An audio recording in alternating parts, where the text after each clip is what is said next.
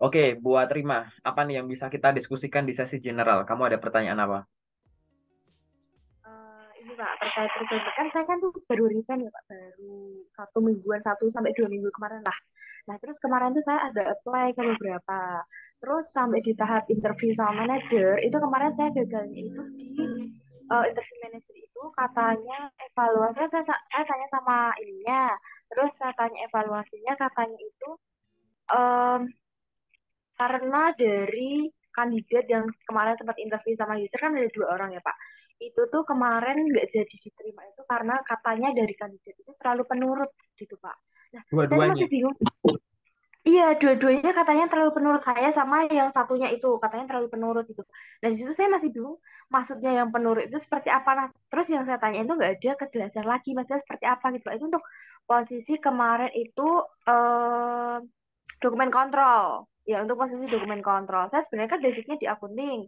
Nah, kemarin saya coba apply di dokumen kontrol itu. Nah, saya tanya jawabannya seperti itu Pak. Saya masih masih bingung gitu Pak. Maksudnya terlalu penuh itu seperti apa gitu. Itu sih Pak yang Oh, saya menarik bingung banget itu. ya. Ya. Ini pertanyaan yang jarang disampaikan dan ini wah subjektif banget ya gitu. Tapi nggak apa-apa ya karena memang ini hubungannya sama interview user. Jadi gini, interview user itu memang mencari kecocokan antara kamu dan calon atasanmu, baik atasan langsung atau tidak langsung. Nah, dalam mencari kecocokan kayak begitu, karyawan itu ada loh harapan-harapan perusahaan dari karyawan yang akan direkrut untuk posisi itu. Khususnya rekrutmen eksternal. Rekrutmen eksternal itu benar-benar ngambil orang untuk posisi itu tapi bukan dari grup yang ada, benar-benar dari orang luar, lulusan baru, orang yang belum pernah kerja di situ dan lain-lain. Harapannya apa? Harapannya dengan adanya tambahan tenaga baru masuk gitu ya ke perusahaan ini, ke sistem timnya dia, maka akan ada inputan-inputan baru gitu. Hubungannya dokumen kontrol dan lain-lain, hubungannya sama administrasi, misalkan apa sih? Ibaratnya kan kalau kita mikir, kalau di bagian marketing kan inovasi enak gitu ya, gitu. Di bagian ini inovasi enak gitu. Terus di bagian kalau administrasi gitu-gitu kan kamu berkaitan dengan administrasi juga nggak sih kayak gitu, ya kan? Administrasi itu inovasinya apa ya kayak gitu? Kan kayaknya susah ya orang administrasi ya begitu-begitu aja. Tapi gitu. Sebenarnya ada banyak celah itu. Dimana pada saat kamu datang ya, di situ kamu bisa melihat bahwa oh ini udah rapi, tapi kalau saya melihat ini bisa dipersimpel. Ini birokrasi ini bisa diperpendek, filingnya bisa lebih rapi. Jangan sampai namanya dokumen kontrol kan otomatis jangan sampai dokumen yang kamu susun bisa disimpan susah dicari misalkan kayak begitu. Ya kan? Itu kan masalah di mana-mana tuh. Prosesnya lama, yang butuhin banyak, gampang disimpan susah dicari.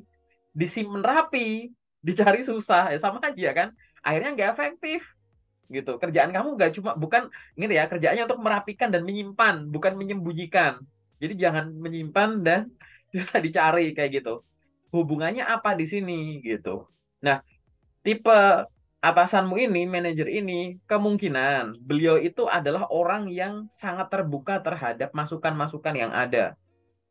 Baik dari timnya yang ibaratnya bawahan-bawahan beliau kayak gitu. Nah, beliau mungkin ada di posisi itu dengan banyak pengalaman.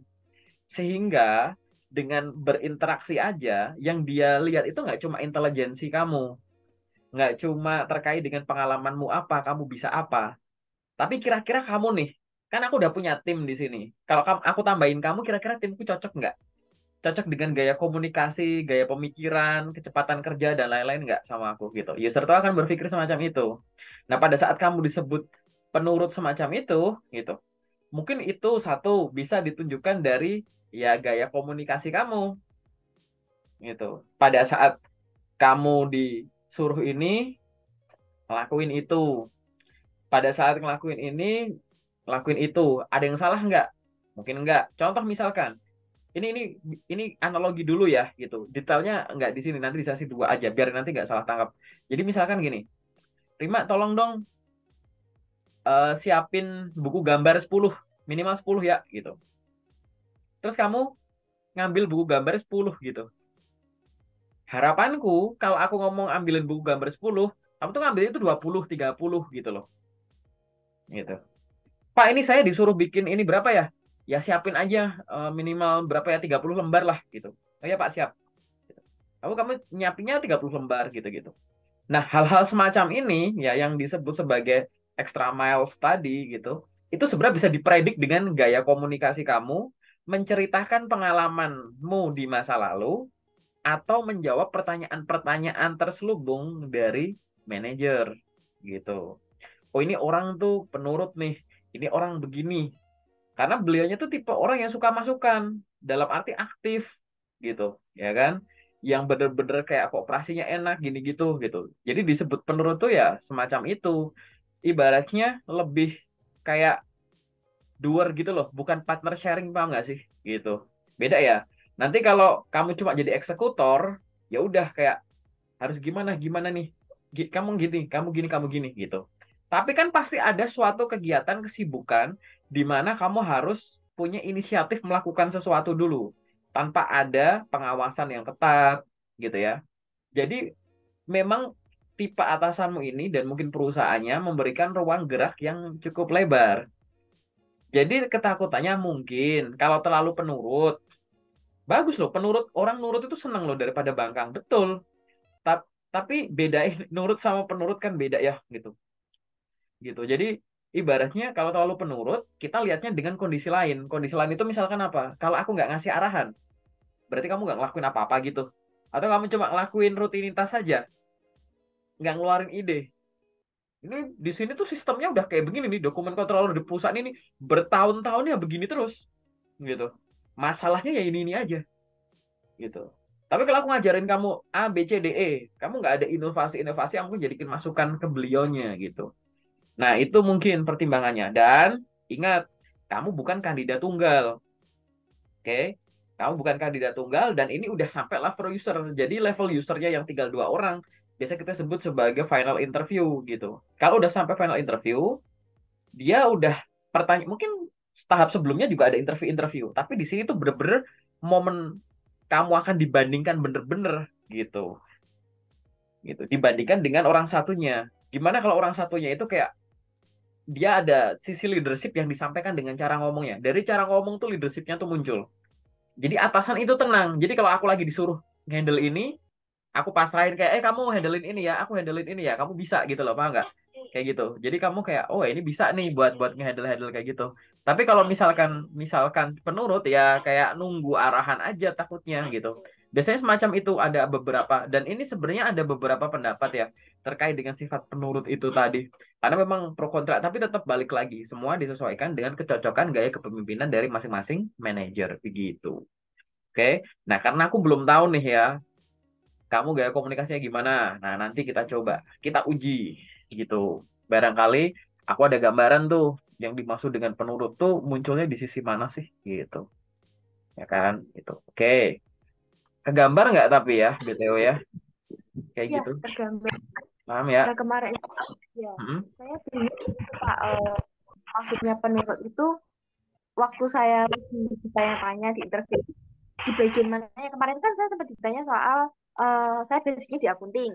Terus Hmm. akhirnya kemarin saya minta buat kayak praktek perhitungan HPP akuntingnya di perusahaan saya yang lama seperti apa gitu. Terus akhirnya saya praktekin, saya jawab metodenya kayak gini, kayak gini, kayak gini. Terus akhirnya muncul pertanyaan, kenapa lebih memilih perusahaan ini dibandingkan perusahaan yang sebelumnya? Karena kalau dilihat dari sisi gaji, itu perusahaan saya yang sebelum itu lebih bisa memberikan gaji yang lebih tinggi, gitu, Pak. Terus akhirnya saya jawab, karena kalau dilihat dari jangka panjangnya itu kalau saya lihat lebih yang benefit yang ini, gitu. Terus akhirnya dari manajernya itu bilang, nggak benar, nggak salah juga gitu katanya, Pak. Nah, disitu saya udah mulai ngerasa kalau mungkin ini nggak cocok sama saya gitu. Oke, ini sebenarnya lebih lebih detailnya nanti ya kalau pada saat kita di sesi kedua ya kayak begitu. Ya. Tapi apa yang kamu baca dari obrolan itu apa sebenarnya? Nggak cocoknya apa yang kamu udah mulai baca di situ? Yang waktu saya interview sama manajernya itu, Hmm, hmm. kalau saya ngebacanya itu dari waktu saya diminta nyocokin, diminta buat Saya di situ ngejelasin kalau perhitungan HPP-nya di perusahaan saya yang lama itu seperti ini. Nah, dia itu tanya, kenapa bisa seperti ini? Karena dari saya jawab, karena dari proses perhitungan HPP dari akunting yang lama itu memang seperti itu perhitungannya gitu Pak. Saya jelasnya kayak gitu gitu. Terus mungkin karena dari bapaknya itu mungkin kerasa kalau ini nggak cocok kalau misalnya kamu sebagai perhitungannya kayak gini. Dari saya yang ngikutin dari prosedur SOP yang lama, saya terapin lagi gitu Pak. Jadi akhirnya mungkin di situ yang bapaknya mungkin ngerasa kalau penurutnya di situ gitu Pak. Oke, Karena kalau mungkin itu penurut hal ya, oke. Di sini penurutnya lagi tuh semacam ini. Kan pada saat kamu bekerja, kamu itu punya modal pengalaman dan pengetahuan. Itulah kenapa orang yang direkrut itu punya kualifikasi pengalaman pendidikan tertentu, pernah magang atau cakap terhadap suatu ilmu pengetahuan tertentu, pengetahuan industri tertentu, software hardware tertentu gitu. Yang dalam arti mungkin ya, kalau ditanya kenapa menggunakan metode ini dan lain-lain, mungkin kamu disampaikan aja di situ. Misalkan ibaratnya seolah-olah mungkin kamu coba bayangkan ya, mungkin nggak Kak, kalau bahasamu penjelasan panjang itu seolah-olah kamu bilang, ya saya diajarinya gitu. Ya saya disuruhnya begitu, maka saya lakuin itu gitu. Seolah-olah itu jadi terkesan semacam itu. Padahal di sini mungkin harapannya beliau mungkin loh ya, aku masih mungkin lagi karena ada beberapa kemungkinan bahwa lah kalau disuruhnya gitu, tapi sebenarnya caranya nggak begitu, kan kamu bisa nego bilang kenapa nggak gini Pak, kenapa nggak gini gitu. Atau pada saat menjawab sebenarnya untuk melakukan hal tadi ada beberapa metode ini gitu. Udah bisa ini nih. Ya, hal ini dilakukan karena pada saat itu kondisinya begini. Pada saat ini kondisinya begini, biasanya kita melakukan ini kondisinya begini. Aku coba nggak tahu ya, ini masih konsep ya, kayak begitu. Karena disebut penurut itu tadi itu adalah melakukan sesuatu yang sebenarnya kamu kalau punya kepekaan, harusnya ini jangan sampai dilakukan karena itu sebenarnya nggak benar, nggak efektif untuk dilakukan di situ, gitu. Mungkin bisa ke arah sana juga tuh, gitu. Gimana menurutmu?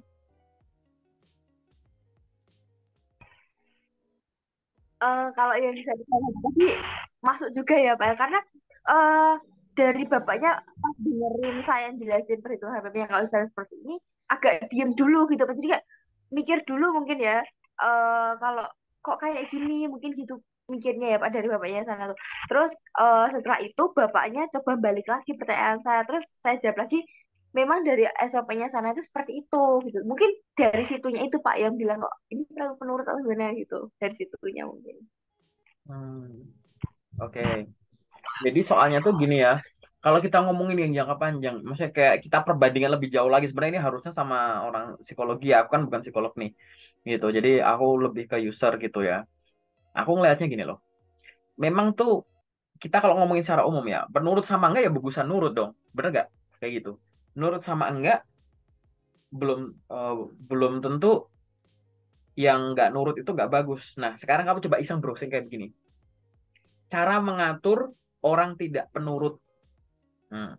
Orang tidak penurut itu belum tentu nggak bisa diatur. Kelebihan orang yang nggak menurut itu adalah kadang dengan ketidakmenurutannya dia memunculkan inovasi atau ide tertentu. Kayak begitu. Nah, orang yang selalu menurut belum tentu menguntungkan juga. Kenapa? Takutnya dengan menurut, akhirnya tidak memiliki ide. Akhirnya ya kayak begitu aja, hanya melakukan rutinitas gitu. Nah, sekarang aku kasih tugas realnya adalah cari dulu riset gitu ya, browsing aja, biar kamu nanti kegambar terkait dengan gitu. Manfaat sifat penurut di dunia kerja, manfaat sifat tidak penurut di dunia kerja, cara mengatasi bawahan penurut, cara mengatasi bawahan tidak penurut gitu. Ya dong, kamu kan interview sama user. Kalau gagal di user, kuncinya itu adalah coba pahami sudut pandang user, sudut pandang perusahaan. Jadi kalau kamu di interview itu menjawab itu tidak hanya terkait dengan apa yang kamu pernah, apa yang kamu bisa jelasin soal CV, nggak cuma itu. Tapi kan di situ pasti ada pertanyaan-pertanyaan ujian yang ibaratnya kamu akan mikir bahwa kira-kira user ini kalau aku jawab begini tuh gimana sih gitu. Coba latih ya, memahami sudut pandang. Misalkan ada pertanyaan interview, apa rencana Anda 5 tahun ke depan jika Anda diterima di perusahaan ini? Kalau kamu hanya memandang sebagai dirimu sendiri, mungkin kamu akan bilang, nanti pada saat saya bekerja di sini selama 5 tahun, saya sudah mengumpulkan uang cukup, nanti saya akan mendirikan usaha saya sendiri. Saya ingin jadi entrepreneur gitu. Di situ saya pengen jualan hijab, jualan gamis, dan lain-lain. Itu kalau pakai sudut pandang begitu, nanti kita perusahaan akan mikir, lah ini anak cepat lambat bakal resign nih. Nggak ngantor di sini, dia pengen jadi pengusaha sendiri tuh begitu. Tapi kalau kamu melihat dengan sudut pandang perusahaan, apa rencana Anda 5 tahun ke depan? Perusahaan pasti pengen 5 tahun lagi, bahkan sampai pensiun, kamu tetap masih di sini. Kamu mengalami pertumbuhan pengalaman dan pengetahuan. Kamu juga ingin untuk diberikan tanggung jawab lebih. Nggak cuma jadi staff-staff aja, jadi manajer. Ayo sampaikan kalau kamu pengen tanggung jawab lebih.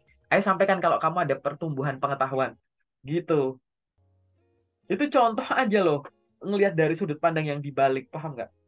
Jadi pertanyaan interview itu, ini aku kasih contoh interview HR aja yang simple. Apa rencana Anda 5 tahun lagi? Itu kan dipandang pakai sudut pandang perusahaan, bukan sudut pandangmu doang. Disocokkan gitu. Nah, barangkali kamu terlalu enjoy dengan jawaban kamu karena kamu melakukan rutinitas kamu nih. Kamu menjelaskan terkait dengan ya pengalaman kamu di kantor sebelumnya. Mungkin ada bahasa atau sudut pandang yang akhirnya kebaca bahwa wah, ini kok begini nih gitu. Coba nanti dilatih aja biar aku juga nggak tebak-tebakan ya. Kayak gitu. Tapi sampai di sini cukup jelas. Iya Pak, cukup jelas. Ada pertanyaan lagi nggak yang sifatnya umum kira-kira? Eh, baru itu sih Pak yang bikin ganjel kemarin-kemarin bingung kok kayak Oke, gini gitu. oke, Kejawab. oke. Karena baru semingguan ya dari keluar, jadi nggak masalah kamu aktif lagi, apply lagi. Oke, aku kasih saran. Lamar kerjalah Ya. setiap hari. Lamar kerja setiap hari. Jumlahnya banyak. Pagi, siang, sore, malam nggak apa-apa. Sumbernya banyak. Jangan cuma lewat email. Ada lewat LinkedIn, job portal, website perusahaan, kayak gitu. Konsisten aja. Lamar jangan cuma di satu posisi.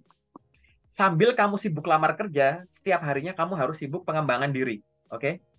Kayak gitu. Itu aja sih.